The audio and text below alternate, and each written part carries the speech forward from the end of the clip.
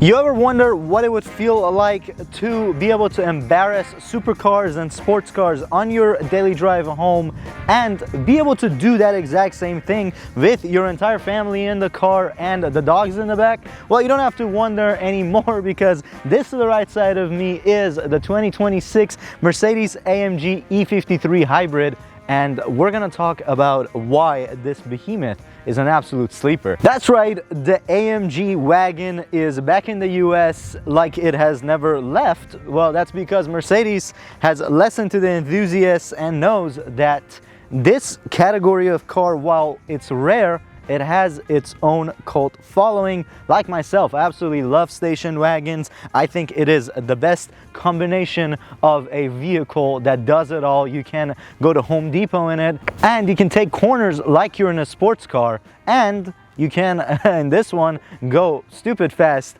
in a straight line. And that is, of course, thanks to what's under the hood, and that is a straight six twin turbo 3-liter engine, and it is very much hybridized, so it makes a 577 whopping combined net horsepower, and that is quite impressive. And all of that, of course, goes through the 4MATIC system into all wheels.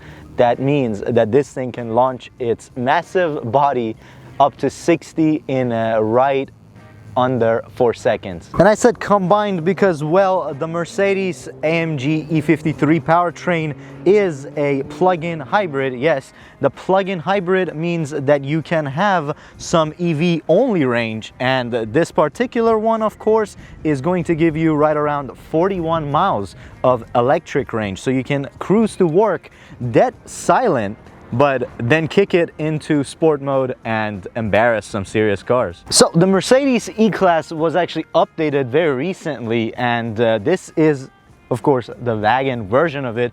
You do not have to buy an E53 if you want the wagon. There's, I believe, also a E400 wagon. So Mercedes does give you some option. As far as the styling of the wagon goes, it is a very attractive looking vehicle. I really like the new star design in the taillights of Mercedes models, and it has this piece that flows into the other side of the taillight.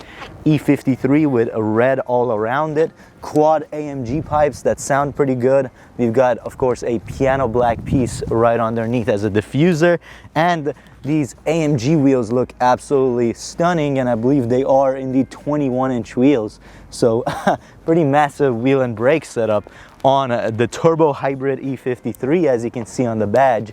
And here's what the front brakes look like. We've got blacked out mirrors and a massive glass roof and a very long hood, because indeed it is housing that 3-liter straight six underneath. The AMG grille on the E-Class looks phenomenal. I really like the headlights that flow into the grille, and well, this gray definitely does this car's justice pretty well. Also, let's take a look at the interior. Inside, of course, this thing is a very well loaded E-Class. We've got the Burmester sound system and AMG loaded everywhere. AMG logos on the door sill, on the floor mat, on, of course, our very attractive steering wheel that has your mode selectors in little screens inside. Pretty cool if you ask me.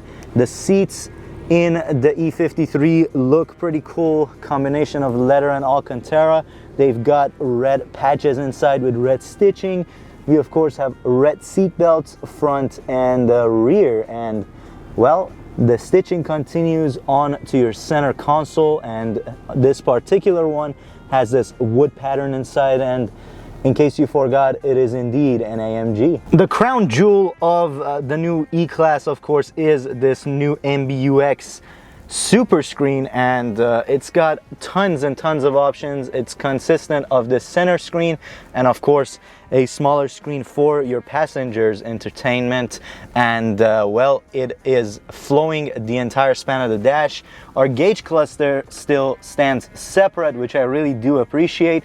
It is very luxurious and nice looking. The dash is actually pretty well thought out, and we have a phenomenal head-up display in this car. It's one of the best I've seen in the game. In the back seat, we've got a panel separate for your rear passengers for the climate. And unlike the M5 Touring, the glass sunroof on this car actually opens up in the front section so you can get some fresh air. In the back seat, sitting behind my own seating position, I'm about 5'9" and I have plenty of legroom, and that's the magic of an E-Class wagon. Same thing with headroom, no problem at all. We've got vents in the pillar for you and in the middle, as I showed you earlier.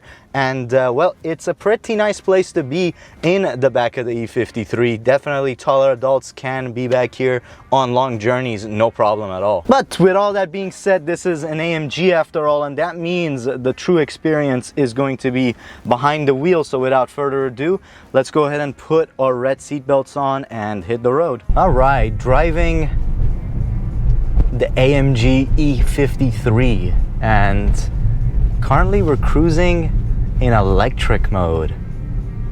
There is no noise, no emissions, super quiet and super comfortable. As I mentioned, this thing has enough electric range to take you quite a bit down the road.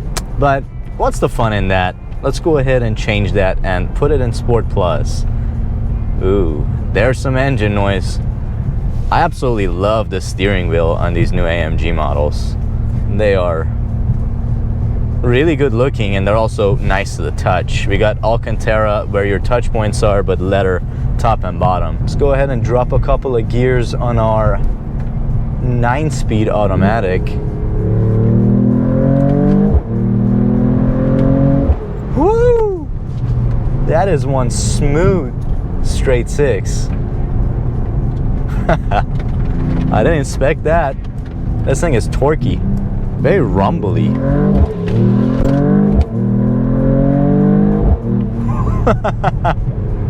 Wow, that is fun. Whoa! And of course, on the left-hand side, we've got our suspension and dynamic control. You can select how sporty you want your dynamics and also how stiff do you want your suspension to be, which of course this car has adaptive dampers.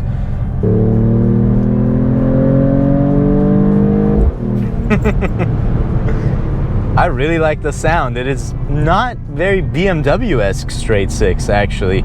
It's really rumbly. It is very reminiscent of that Mercedes-AMG tone that we know and love.